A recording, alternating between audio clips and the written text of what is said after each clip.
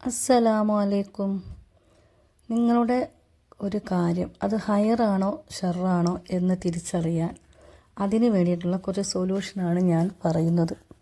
പലർക്കും അത് അറിയാനുള്ള ആകാംക്ഷ കൂടുതലാണ്.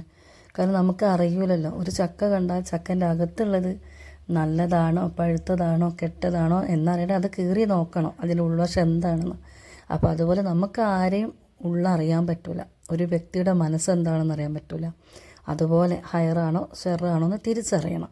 ഇപ്പോൾ ഒരാൾക്ക് ഗൾഫിലേക്കൊരു വിസ കിട്ടി, ആ പോകുന്ന ജോലി വളരെ നല്ലതായിരിക്കുമോ അല്ലെങ്കിൽ അവിടെ പോയാൽ അത് കഷ്ടപ്പാടാണോ നമുക്കറിയില്ല.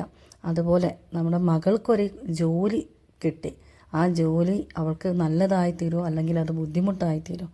ഇനി അതോ അല്ലെങ്കിൽ നമ്മുടെ മകൾക്കോ അല്ലെങ്കിൽ മകൻക്കോ ഒരു വിവാഹം വന്നു, ആ വന്ന് കയറുന്ന പെണ്ണ് നല്ലതായിരിക്കുമോ. അങ്ങനെ നമുക്ക് 100 കൂട്ടം സംശയങ്ങളാണ്, ശരിയാവോ തെറ്റാവോ, അല്ലെങ്കിൽ അത് ഹയറാണോ അല്ലെങ്കിൽ അത് ഷെറാണോ എന്ന്. അത്തരത്തിലുള്ള പ്രയാസങ്ങൾ അനുഭവിക്കുന്ന ആളുകൾക്ക് അതൊക്കെ തിരിച്ചറിയാൻ വേണ്ടിയിട്ടാണ് ഞാൻ പറയുന്നത്.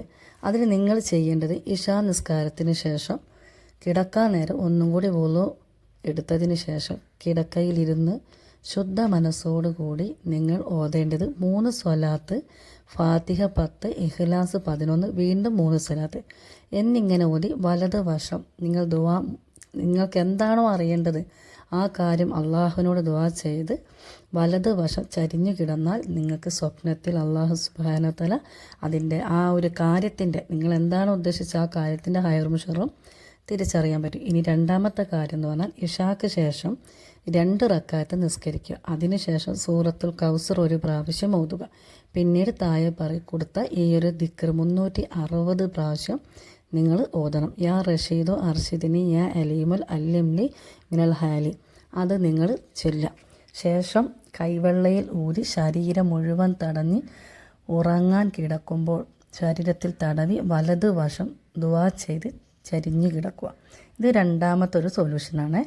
ഇനി നിങ്ങൾ ഉറങ്ങാൻ കിടക്കുമ്പോൾ 50 പ്രാവശ്യം ഓതി ശരീരത്തിൽ ഓതി കിടക്കേണ്ട ഒരു കാര്യം, അലാ യഅലമു മൻ ഹലക വഹുവൽ ലത്തീഫുൽ ഹബീർ, അതും നിങ്ങൾക്ക് ചെയ്യാം.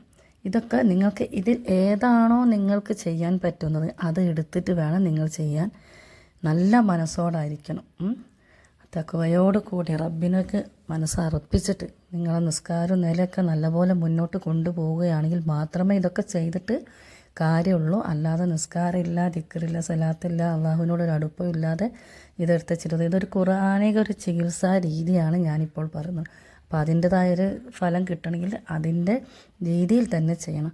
ഇനി ളുഹറിന് കിടന്നുറങ്ങുന്ന ആളുകളൊക്കെ ഉണ്ട്, അവർക്കാണെങ്കിലോ അതുപോലെ തന്നെ ളുഹർ നിസ്കാരത്തിന് ശേഷം ഒരു താഴെ കൊടുക്കുന്ന ഒരു ഈ ആയത്ത് ചൊല്ലിക്കിടന്നാലും അതുപോലെ തന്നെ എന്താവും, നിങ്ങൾക്ക് ഈ കാര്യങ്ങൾ അറിയാൻ പറ്റും അത് ഹയറാണോ സെറാണോ എന്ന്. അത് ഞാൻ ഇതിൻ്റെ ആയത്തും കൊടുക്കുന്നുണ്ട്, അതുപോലെ അതിൻ്റെ മലയാളത്തിൽ അറബി അറിയാത്ത ആളുകളൊക്കെ ഉണ്ടാവും, അപ്പോൾ അതിൻ്റെ മലയാളം ഞാൻ കൊടുക്കുന്നുണ്ട്. ഇൻഷാ അല്ലാഹ് എല്ലാവരും ചെയ്ത് നോക്കിയിട്ട് നിങ്ങളുടെ ജീവിതത്തിൽ ഒരുപാട് പ്രയാസങ്ങൾ അത് ഹയറാണോ നിങ്ങൾ അറിയാൻ വിചാരിച്ച കാര്യം ഹയറും സെറും തിരിച്ചറിയാൻ അള്ളാഹു നിങ്ങൾക്ക് തൗഫീക്ക് നൽകട്ടെ എന്ന് പ്രാർത്ഥിച്ചുകൊണ്ട് ആമീൻ ആമീൻ യാ റബ്ബൽ ആലമീൻ.